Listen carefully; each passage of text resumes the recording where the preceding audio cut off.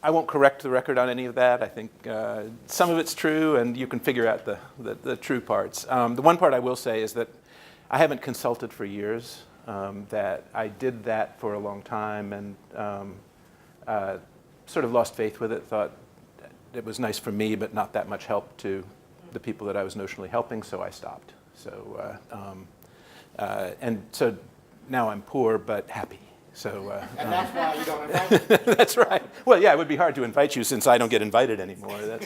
That's a list that's easy to get off, actually. So, okay. Well, no, all right. I'm just trying to figure out what's the best way to do this. I guess it'll do it this way. So I'm going to just say one thing about John, which is that just as a signal of the respect and esteem that I have for him, I actually made notes for this talk. So that, which I don't often do. So John, this is for you, and you can accept full responsibility for everything that I say now. So what John asked me to talk about was the implementation of the local control funding formula, LCFF. And I'm going to start with some history, go back to sort of the origin story about LCFF, which has also to do with my origin story, because I came to California in 2007, came to PACE on January 1st, 2007, which was at the moment when the Getting Down to Facts studies were being completed. And some of you, how many of you don't know what the Getting Down to Facts studies were? Okay, Getting Down to Facts was a set of studies directed here at Stanford by Susanna Loeb that were intended to sort of lay down a common understanding of what the issues and problems in California's education system were. And there were 25 or so different studies that focused on education finance, education governance, human capital in the education system, and data systems.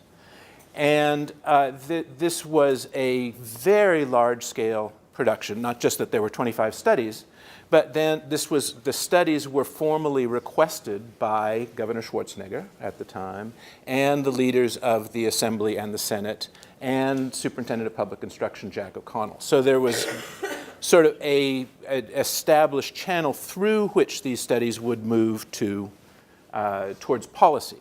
And Governor Schwarzenegger appointed a governor's commission, which was officially designated to receive the research findings from Getting Down to Facts and to turn them into policy recommendations, which they subsequently did. So they're not only the 25 Getting Down to Facts studies, but research briefs based on Getting Down to Facts, a synthesis paper that made 4 big recommendations, which I'll talk about in a second, and this Governor's Commission, which put out their own 100-plus page report, basically saying these are the steps that California should follow to improve the education system. And that was delivered to the governor and the other 3 signatories in spring 2007. And Governor Schwarzenegger went on the road and said, well, 2007 is the year of healthcare. Okay? He was trying to expand and reform California's healthcare system at the time. But 2008 will be the year of education in California. And we have this set of studies, we have this set of recommendations from my commission, and we are raring to go. And in 2008, we're going to fix California's education system. And what happened in 2008? Okay. Yep. Okay. So tanked. Yes. That was the beginning of the Great Recession. And so not just the year of education, but everything else just went to hell in 2008. And the Getting Down to Facts studies were sort of put on the back burner, which is where I come in. Okay. Is that, because I came in, I was a part of Getting Down to Facts, but PACE was not directly involved in Getting Down to Facts. But I came in very excited, sort of energized about what Getting Down to Facts had accomplished, what the Governor's Commission was proposing, that 2008 was going to be the year of education, that this was what I came to California to do, and spent the next 5 years, like Sisyphus, just trying to sort of move the boulder an inch or two uphill. There was no money. In fact, things were just being cut radically. There was no energy to do anything except protect against further cuts.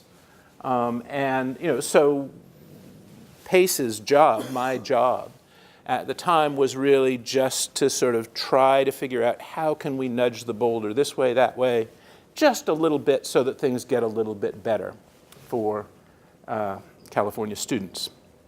I said I would mention the 4 big recommendations that came out of getting down to facts. The first was to rationalize the system of funding for California schools to make it both more rational and more equitable. The second was to decentralize governance in California schools to reduce the administrative burden on local educators, local leaders, and to give them much greater discretion about how they used resources and how they managed their school districts. The third was to establish a comprehensive education data system in California, and the fourth was to provide adequate funding for California schools. And Pace, in this dark time between 2008 and 2012, carried the flag for those recommendations from the Getting Down to Facts studies. Not alone. Mike Kirst and Goodwin Liu and Alan Burson published a very important report on weighted student funding formulas.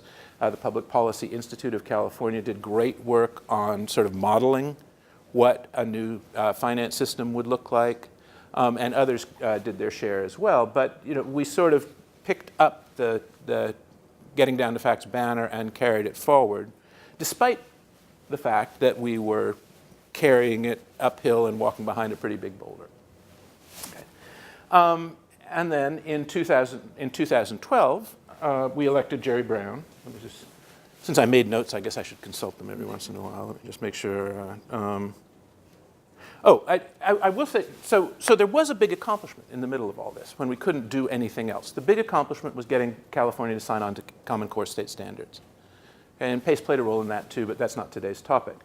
But that was a big move, and that then lent some new energy to efforts to sort of change California's education system, some optimism to the idea that someday things might get better. Okay, so that did happen in 2010. In 2012, we elected Jerry Brown. Okay? And Jerry Brown had the perspicacity to bring Mike Kirst back as president of the State Board of Education. Kirst had served as president of the Board of Education under Brown many years ago, let's just say, from 74 to 82, and came back. Brown invited him back in 2012, and he has served with Brown. Actually, 2010, right? 2010, not 2012. That he has served with Brown since Brown became governor. And Kirst was one of the flag wavers for Getting Down to Facts, particularly on the finance side.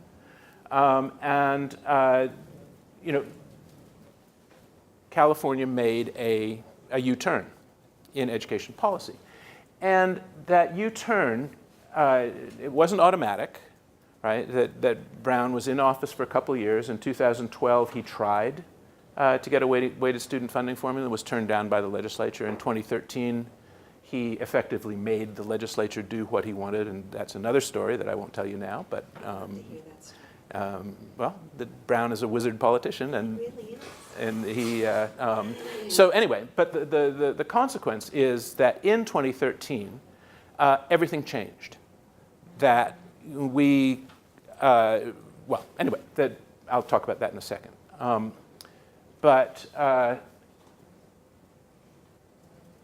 Okay, yeah, all right. Sorry, I lost the thread here. In 2013, they approved the local control funding formula, and that changed everything else because once I remember what I got lost on. But once we changed the funding formula, we also then had to change the governance system. And once we changed the governance system, we had to change the accountability system, and everything became different. Okay. So actually the point that I wanted to make that I lost for a moment is that this came out of the Getting Down to Facts studies in two big respects. And the first is that we did indeed rationalize the school funding system and make it more equitable. So, and I'm not here to describe the local control funding formula, but basically it gives a base grant to every school district in California and then supplemental grants for each student living in poverty, each student who's an English learner, and each foster child in California, and concentration grants for districts that enroll more than 55% students who are in one of those three categories. So that districts that educate a lot of poor kids have received a lot more money over the last 5 years than districts like, well, not like Palo Alto, because Palo Alto is a whole other story, but that districts that don't educate poor kids. That the rate of increase in funding has been substantially higher in districts that educate poor children. And the local control funding formula decentralized governance, right? So ending the categorical funding streams that had really hamstrung local leaders, providing a great deal more authority to local leaders to decide how to spend the money in their districts and what kinds of programs they would like to put in. Obviously, the two things we didn't get, one was the data system. Brown turns out to be allergic to data for reasons that are mysterious still to this day to me. Kirst claims to understand why he's allergic to data, but I think that's a political move, not an actual, this is being videotaped, so Mike, sorry, I think, but in any case, but we did not get a data system. We still don't have a good data system in California. And of course, we didn't get adequate funding. We're still somewhere in the mid to low 40s in terms of per pupil expenditure across the state with a very high cost of living.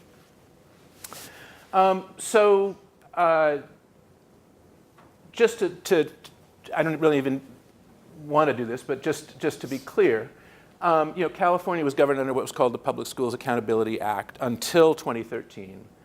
Which was similar, which was NCLB avant la lettre, as we say in the business, and NCLB looked very like it. And it was focused on categorical funding streams that the legislature not only provided the money to districts but told them how to spend it. That districts were responsible for meeting performance targets explicitly defined by the legislature. That the accountability system relied on sanctions and subsequent interventions to turn around districts and schools that didn't seem to be doing as well as they should do. And the focus of the whole thing was basically on following rules and getting your API score up. That was basically the way California's education system ran for 20 years. LCFF came in 2013, and again, a bit before ESSA reflects a similar ethos, although much less, I think, sophisticated or effective policy framework, but calls for a reliance on multiple measures of performance rather than just test scores, on flexibility in funding so that local leaders are empowered to use resources in the ways they think will serve their communities best. Rather than sanctions and interventions, the system is sort of predicated on the state providing guidance and support to districts and schools that aren't doing well. And the focus, as I'll talk a little bit more about later, is on continuous improvement rather than compliance. I wasn't sure that anybody else would come, so I asked all my friends from PACE to be here. So if anybody has questions about continuous improvement, they can answer them better than I. And lo and behold, 2012, 2013 was also the end of the Great Recession. We didn't climb we have not yet climbed entirely out of the hole, but we got, basically in 2012 and 13, new money started to flow into the education system, where up to that point we had been making cuts. In 2012, the revenue curve turned and we started bringing substantial quantities of new money into local school districts, and particularly into local school districts that were educating lots of poor kids. Okay?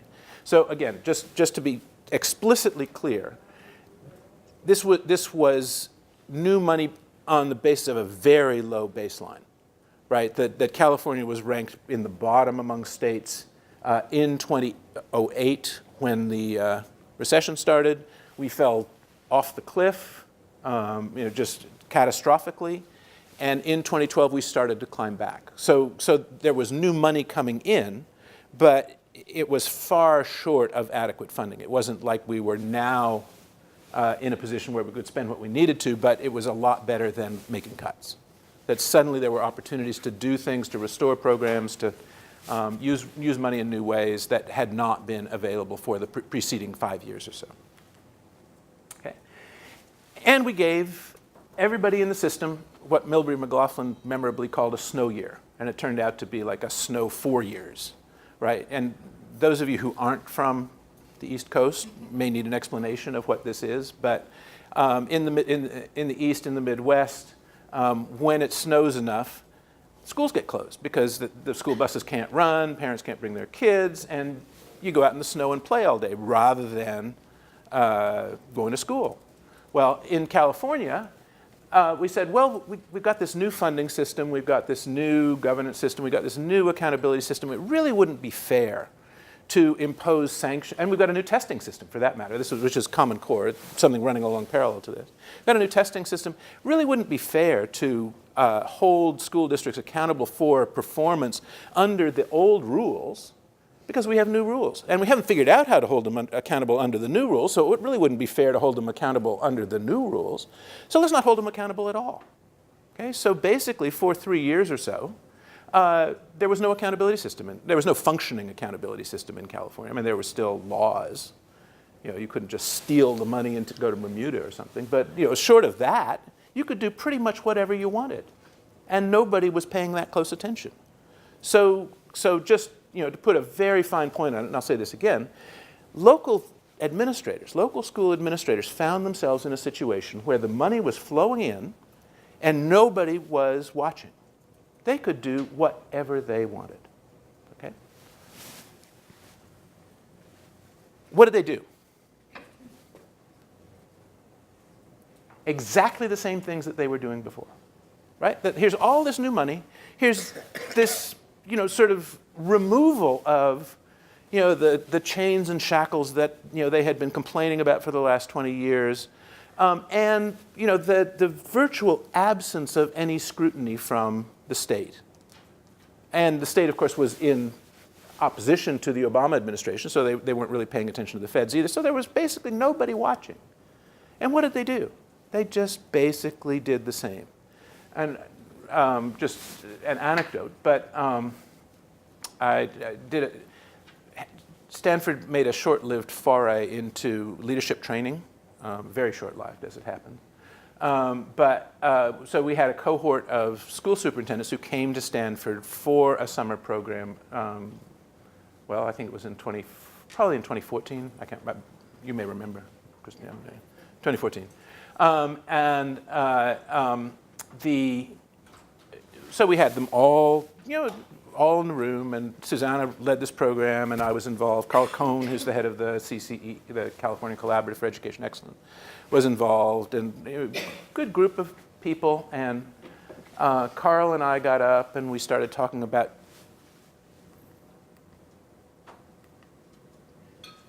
you got all this money, and nobody's watching. You can do whatever they want, whatever you want. And here are 30 of California's leading school superintendents sitting in the room saying, no, we can't. No, we can't. The rules are coming back. No, we can't. No, we can't because, no, we can't. Because we can't. We just can't. And, and basically, the opportunity, and this was the moment, right? This was the big moment, because the money flowed really fast between 2013 and let's say 16. The budgets were going up, not incrementally, but substantially every year. And there was no accountability system. And that was the moment when districts could have done wonderful new things, and they just, a handful did, but most of them just didn't, because well, I'll talk about why they didn't in a minute. But because they were embedded, they were products of a culture that valued compliance, that valued compliance with the rules and sort of sticking to the script more highly than anything else, and a culture that relied on the state to tell people what to do. You know, that basically they were waiting for this. Well, we know they're going to tell us what to do, and we don't want to, you know, sort of be out in left field when they tell us that we're actually playing right. Right? That we want to make sure that we're in a good position when they come back with rules, that we haven't gotten ourselves crossways with anything that might get us in trouble. Okay?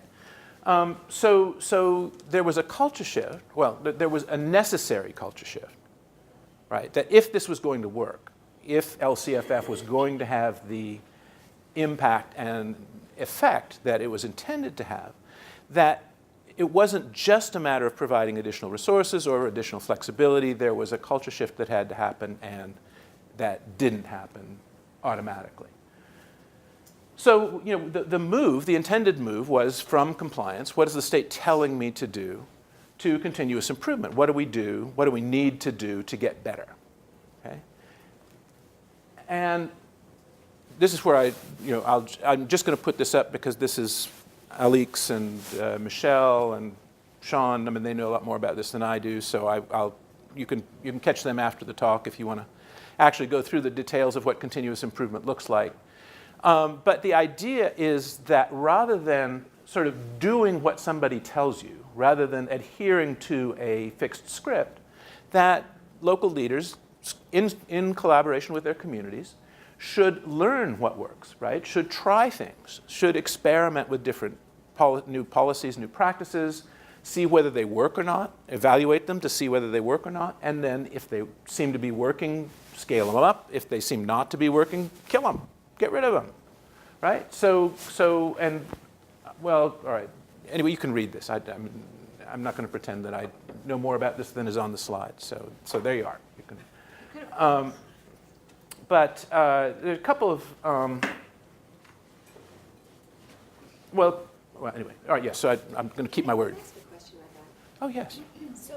So having been a teacher and working with districts now to develop programs that develop teachers, so it's like, from their perspective, what they feel like is like, okay, I may have money now, but one thing we know for sure is that there'll come a time when we don't have the money. Mm-hmm. So how do they commit to, for example, giving teachers a stipend for national board certification? Let's just use that as a simple example.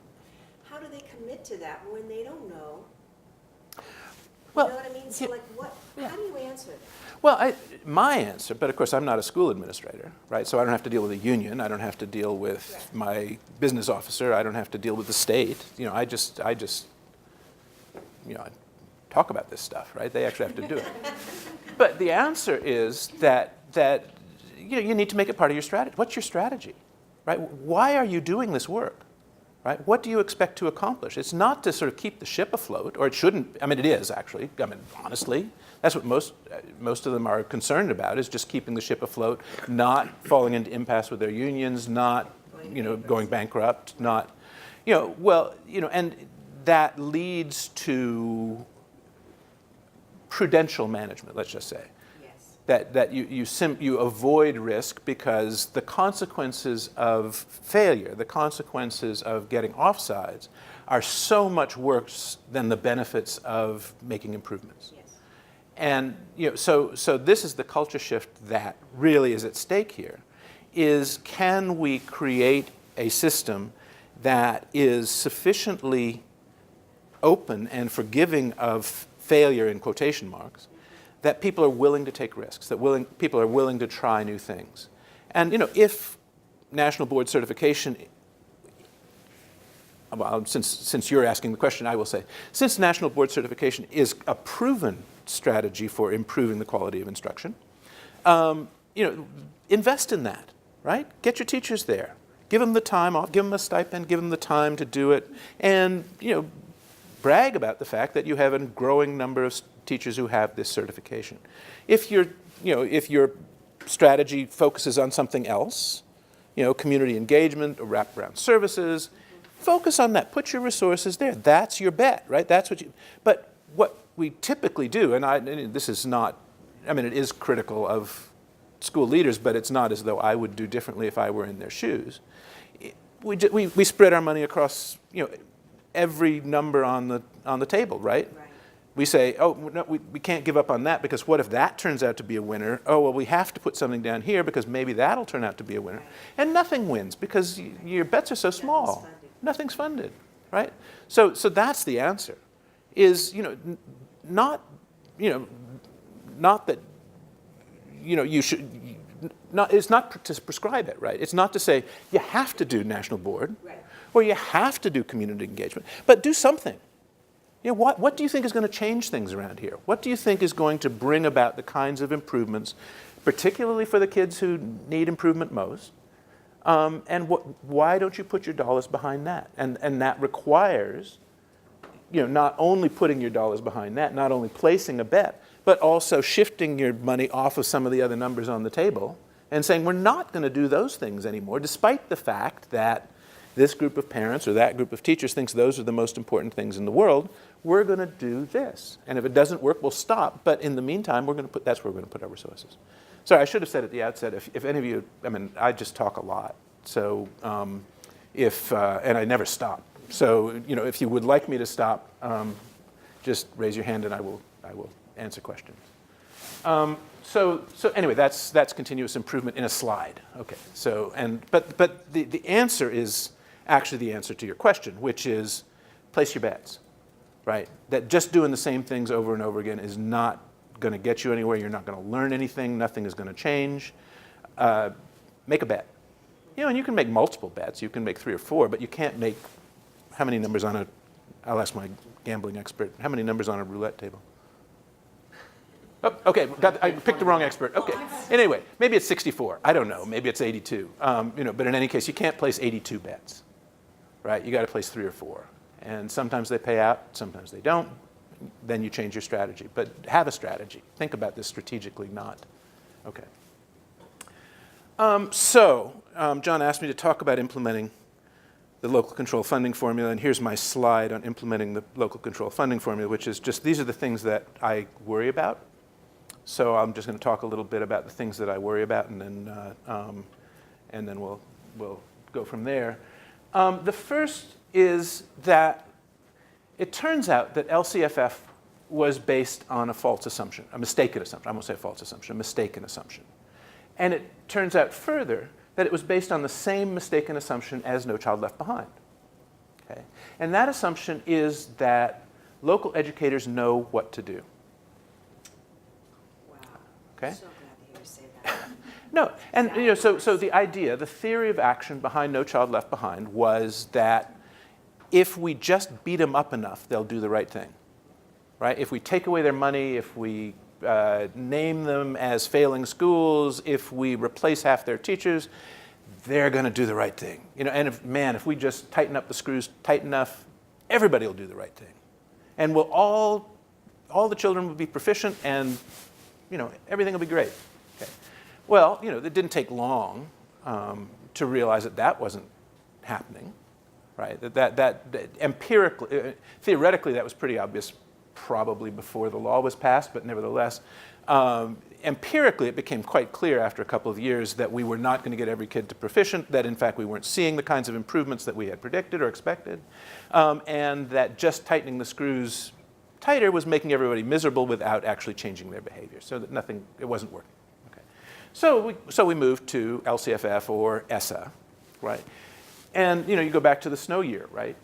That basically we said, okay, well, we'll give you money and we'll take off the chains and go to town. Do the right thing. And my room full of superintendents and basically California's education system said, well, what's that? The right thing? What's the right thing? We know how to do the things that we do, but what would the right thing look like?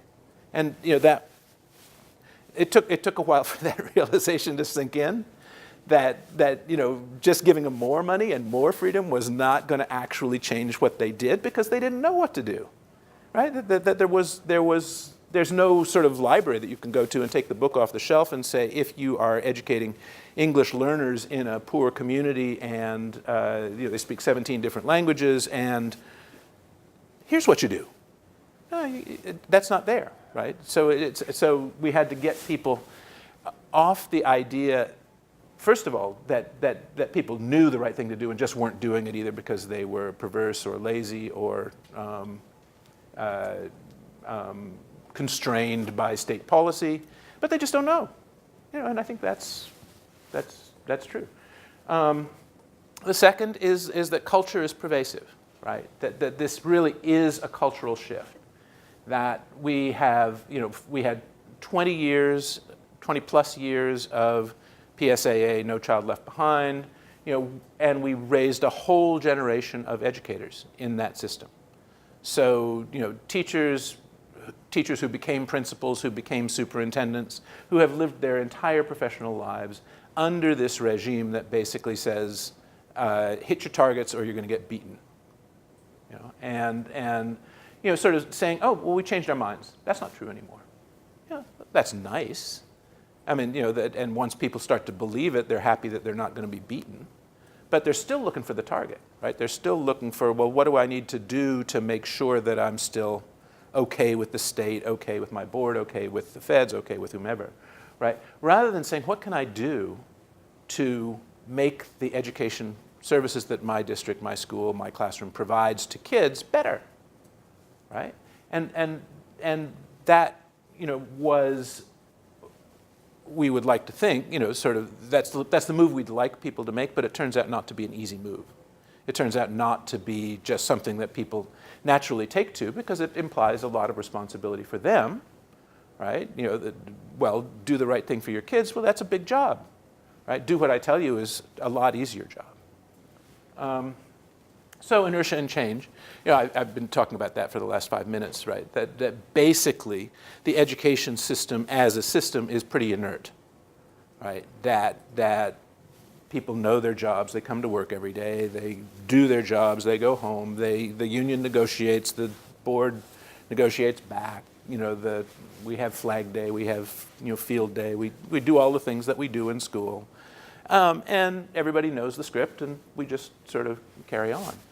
And what we're asking for in California with this new policy framework is that we break the script, right? That we depart from the script, that we begin to improvise, that we begin to try new things, we experiment with new practices, we commit ourselves not to sort of faithful reproduction of established practice, but to experimentation with new practices, right? And to learning from our experience rather than just doing and doing and doing and doing, but to learning and ultimately to improving the services that we provide to kids. So there are some examples around California of places where this is beginning to happen. There were a few, even in the days of No Child Left Behind, Long Beach being one, Garden Grove being another. Both Long Beach and Garden Grove are part of the CORE network of schools. And CORE as a group, 10 urban districts, have committed themselves to organizational learning, knowledge sharing, continuous improvement as their organization, as their collective mission. I won't say their organizational mission. There's still 10 districts and still have their own missions. But so there are some places in California. I think I mentioned the California Collaborative for Educational Excellence, Carl Cohn. Carl gets this, right down to his socks. I mean, he is all in on this. There are a few people in county offices who sort of understand what's going on with this, but it's really, across the state, it's really pretty sporadic and pretty limited. That there are a handful of places where this is starting to happen, but it's a big shift.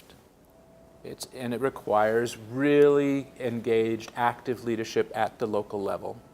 To, first of all, just to recognize the opportunity. Just you can, in this new system, do things very differently. You can use your resources very differently. You can, make big bets and see if you really can move the needle for kids. But for most people, they're still either they're just still afraid of being beaten, which is a perfectly reasonable posture to stand in, or they just don't have an idea about how to lead this kind of change because they've never done it before, they've never seen it done.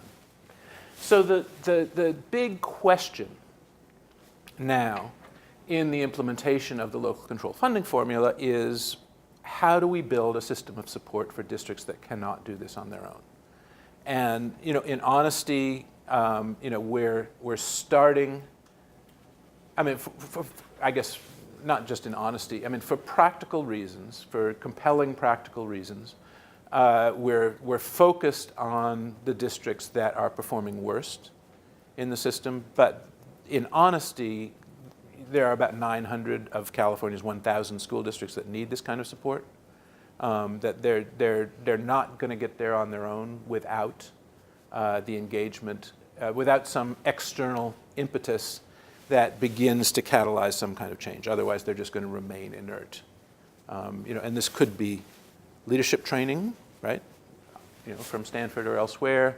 It could be the engagement of this California Collaborative for Education Excellence, which again gets this, but which is, I think they may have staffed up to the point where they have 10 or 12 people. That's spread pretty thin over 900 plus school districts. I mean, 1,000 plus school districts plus 1,000 charter schools. And we have a nonprofit sector of technical assistance providers, who may be able to at least amplify whatever effort the state's able to make. But the key to this story are the county offices of education. Okay? And that's partly by statute, partly because they were told this is the work they have to do. But it's also partly by strategy, is that they are the agencies that are in the right place to provide this kind of support and assistance to local school districts. There are 58 of them. By definition, they cover the state. They're close to, some of them are closer than others, right? Siskiyou County, the county office is in, I think, Wairika, and the district is about as big as, Connecticut, or maybe not quite that big. But, so they're not that close, but they're kind of close. They're closer than Sacramento, that's for damn sure. So the struggle, I would say, in California's education system is, how do we get the county offices of education? And again, and another further advantage, right? There are only 58 of them, right? There are 1,000 school districts. There are 1,000 charter schools. There are 58 county offices of education. How can we get the county offices of education to see themselves as the agents of this change, as the catalysts for this change in their constituent districts? And once again, green shoots, there are a handful of counties that have really taken this on as their mission, right? That are and it doesn't mean they know how to do it well, or that that they're expert at it by any stretch, but they are willing to do it. They recognize that this is their job. And there are a lot more counties who are sort of able to speak the lingo, but have a long way to go to get themselves to the point where they can provide effective support for districts that need a lot of help. So this change has had big implications for PACE. Just to conclude on a sort of personal note, that when I came to California, PACE was, PACE was founded in 1983. For those of you who don't know, Mike Kirst founded it in between his gigs as state board president. For 30 of our 35 years, we were focused exclusively on Sacramento, because Sacramento was where all the decisions were made. That was where the money came from. That's where the rules came from. And our job was to bring academic research into those conversations, to help policymakers at the state level make better decisions, and to more often prevent them from making bad decisions based on what the research could tell them. With the local control funding formula, I often joke that PACE had an audience of about 6 people. There were 6 people who were actually in the room when decisions about how to spend the money or what rules to make were made. And we were pretty close to those 6 people. We knew who they were, and if we called them up, they would answer our calls, and we could sort of get them to pay attention. We have shifted from an audience of 6 to an audience of 6,000 or 60,000, right? And So we have spent the last 2 or 3 years, as the scale of the change became apparent, we have spent the last 2 or 3 years trying to figure out how PACE can become relevant to an audience of local leaders rather than state policymakers who are faced with an infinite array of choices about how to use their resources and how to sort of move forward in this new system. And so Sean laughs about this, but we published this in 2014, but this is still sort of my proudest achievement at PACE. I just carry him around with me. I did one good thing when I came to California. I published this little thing. But basically, which said, look, you've got all this flexibility. Here are some research-proven strategies for using these resources in ways that will move the needle for kids.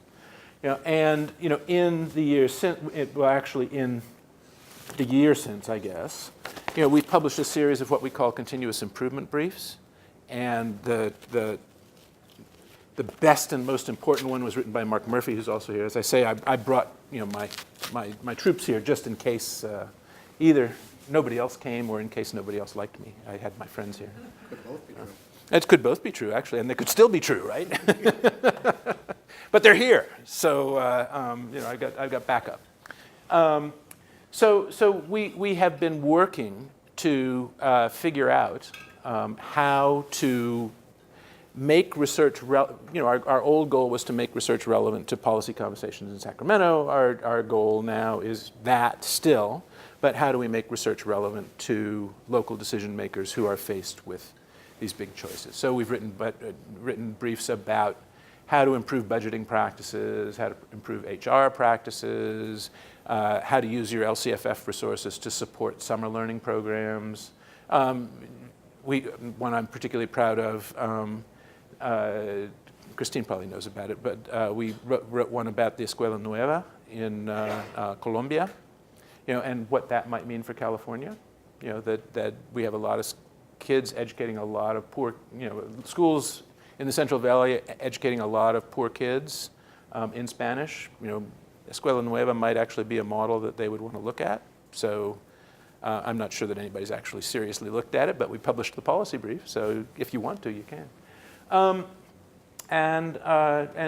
That's, as we move forward, this, I think we see our mission as supporting and accelerating this cultural shift, giving local actors ideas about things they might try that would lead to improvements for their kids based on what the research has to tell them. So I'll stop there, and I'll just say one last thing, which John and some of you know, but someone else will be leading the charge into the future. That I'm retiring as executive director of PACE on March. Stanford just told me the other day. I kept saying March 15th. They said no, it's March 16th. So I said that's okay with me. I'll hang around for an extra day. So March 16th. But we're now recruiting a new executive director for PACE, whose responsibility it will be, whose job it will be, to sort of keep PACE relevant in this new decentralized environment, which presents lots of opportunities, but demands a lot in return from local educators. And how we get them to embrace the opportunity, I think, is the big challenge, not only for PACE, but for the state of California. So thank you very much.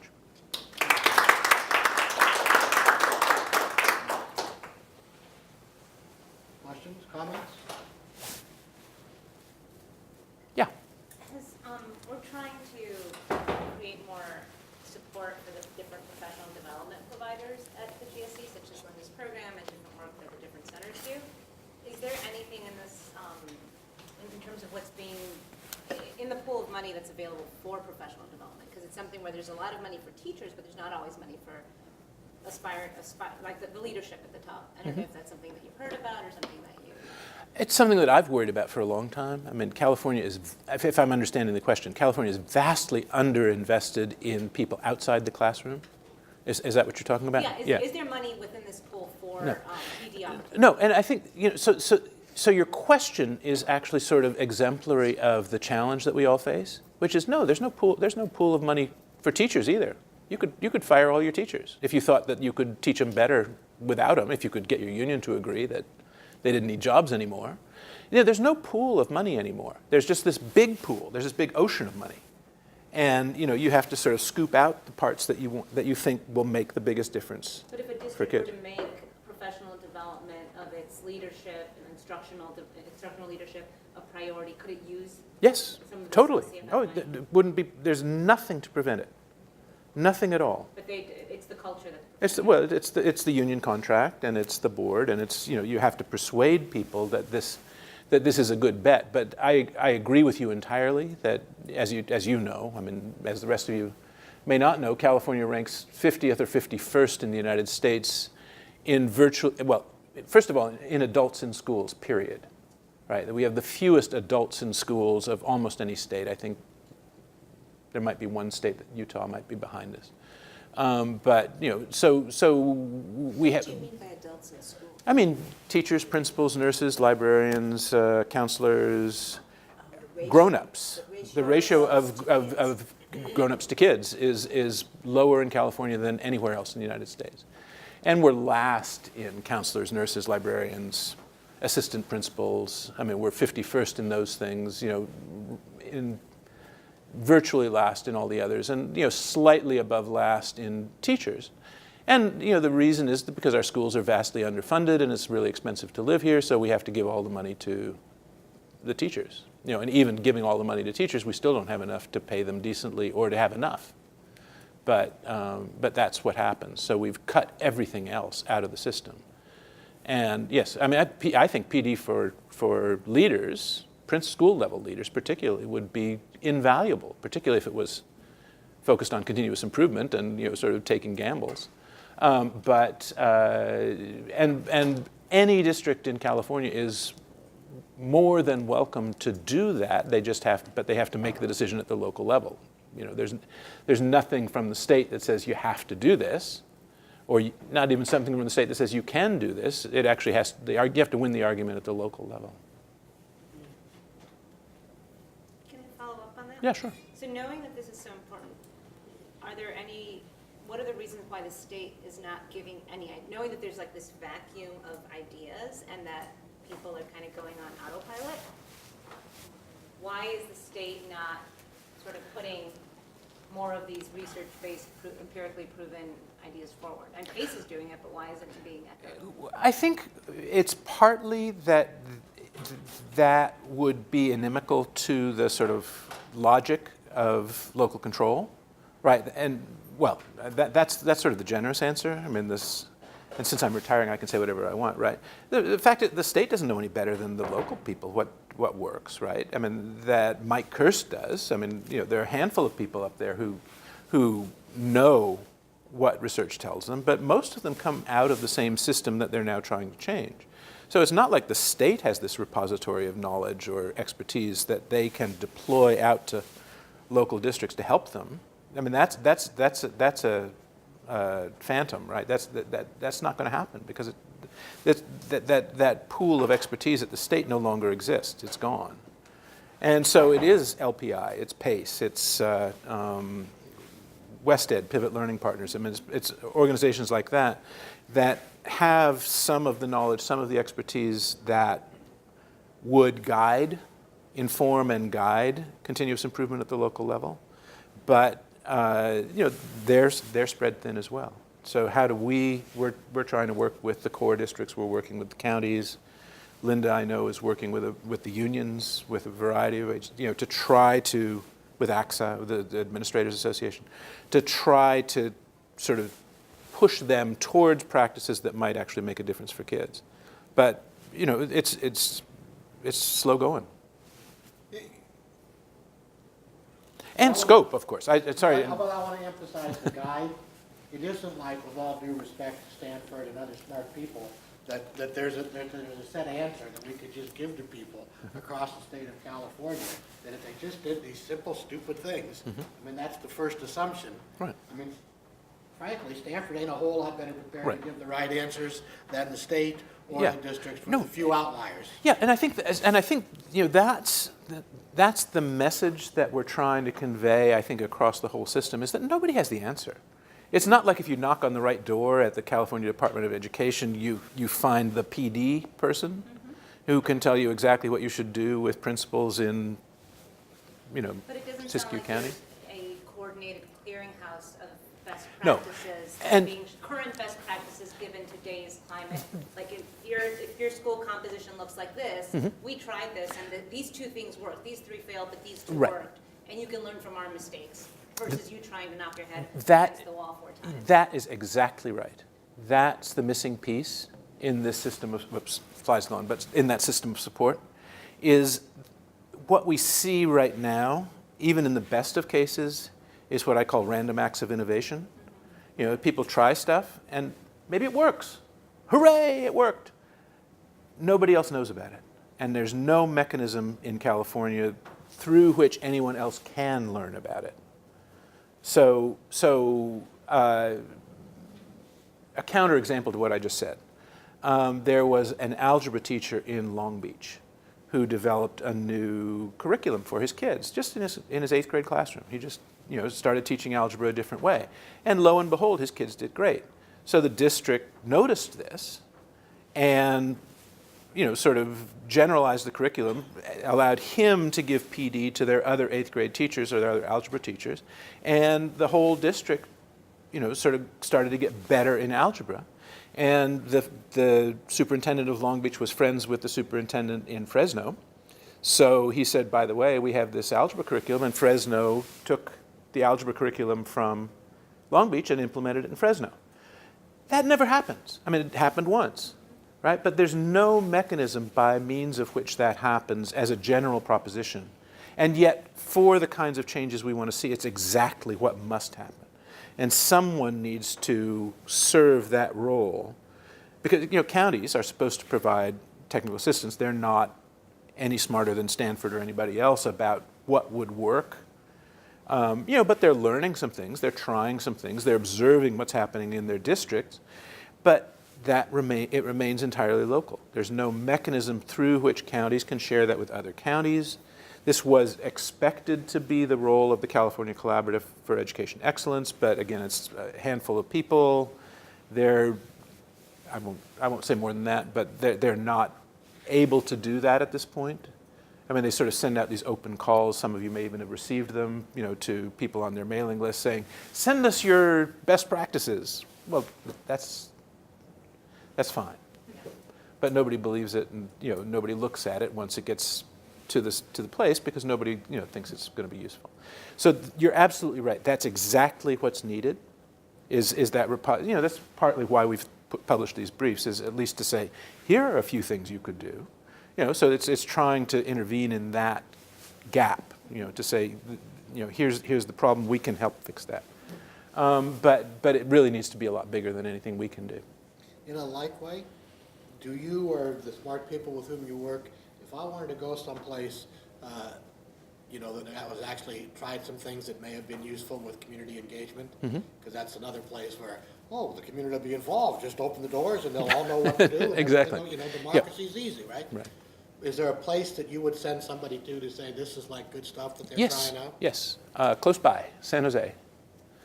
San Jose Unified is a district that has really flown under the radar in terms of a lot of this stuff. I mean, CORE has taken up a lot of the sort of airtime on districts that are working on continuous improvement. I think what they've done in San Jose is astonishing, and it's close, so you can go there. Yeah, no, I mean, they've established really constructive relationship with their union, which is sort of a necessary condition for doing this kind of work. And they have worked very effectively and very deeply with their community, or their communities is probably more accurate, to ensure that, for example, the supplemental and concentration funds under LCFF are used for the kids who generate the funds and not spread widely across the district. It's a district that encompasses vast inequalities, right? East side, west side, like lots of places. And they have managed to short circuit that east side, west side conflict and really use the resources for the kids. So anyway, it's a great example. And they have clamorous parents just like anywhere else. I mean, the west side parents are going to make noise, but they have sort of managed the engagement process in such a way that people can make noise, but they still are able to do the right thing. So yeah, that's where I'd go. Yeah, Mark? I was going to ask, just so thinking about the role of the county office of education, how much variance, or how different are the county offices from one part of the state, say, to Los Angeles? Yeah, so just to say the obvious, there are 7 counties in California that only have 1 school district. You know, and those range, among those 7, those range from Alpine County, which has 85 kids, to San Francisco, which has 50,000, right? Most of them are on the Alpine side of this. I mean, they're the Sierra counties, basically. Los Angeles has, I think, 83 school districts, you know, and 7 have 1. So the superintendent of the county is the superintendent of the school district. And, you know, so just in those terms, they vary, I mean, just hugely, right? And then they vary in terms, I could talk about this for an hour, so I won't. But they vary greatly in terms of their capacities as well, right? That some have sort of gotten on board the continuous improvement train and are really working to bring their districts together around a shared mission of organizational learning and improvement, and others have not. And you know, so as with school districts, it's a question of how do you get those that have not into the game? How do you get them to say, we have a new job? Note of optimism. You know, county offices of education. We're not filming this, right? So I can say whatever. No, I'm joking. I say whatever I want, no matter where I am. So, but you know, county offices of education, not just in California, but across states, have tended to be sort of backwaters where retired superintendents go to make a nice salary before they retire, and that's no longer the case. That something on the order of 2/3 of the county superintendents now are in their first or second terms. So it's an elected position in California. So we've had a sort of generational shift, and many, probably the plurality of county superintendents now, took office under LCFF, so they've never known the previous system. So there is at least not the kind of residual drag of, well, this is the way we've always done it, but you know, at least the possibility that they will seize the opportunity that's in front of them. So, but they really, I know I've said this to Mark, I've said this to others. I mean, counties really are the key to the success or failure of this, because they're the only organizations in the system that have the capacity, literal capacity, the number of people, the quantity of resources necessary to intervene at scale in districts that aren't getting this for themselves. CCEE can't do it, State can't do it, Stanford can't do it, Pace can't do it. You know, it's the counties or nothing. And so, you know, turning them around, getting them into this new leadership role that is very unfamiliar to them is, I think, the basic challenge facing the success or failure of LCFF. And who's working with them to drive that? Is PACE doing that? Yeah, we're working with them. Yeah, we have a partnership with the core districts, which you know, some of our folks were here earlier. We're building a partnership with the counties. We've actually worked with the counties for several years. You know, and you know, they have done a lot of professional development for county superintendents and staff from the county offices on continuous improvement, what it means. But you know, those of you who do professional development or training know that that's probably not a sufficient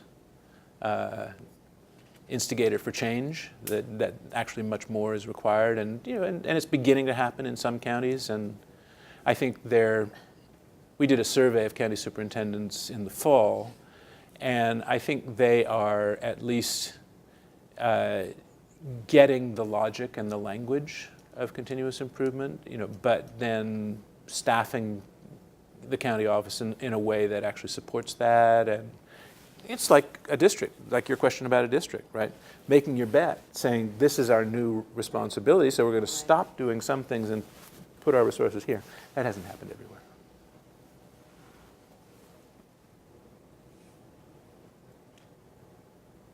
Okay, now you can turn the camera off. Time for one more?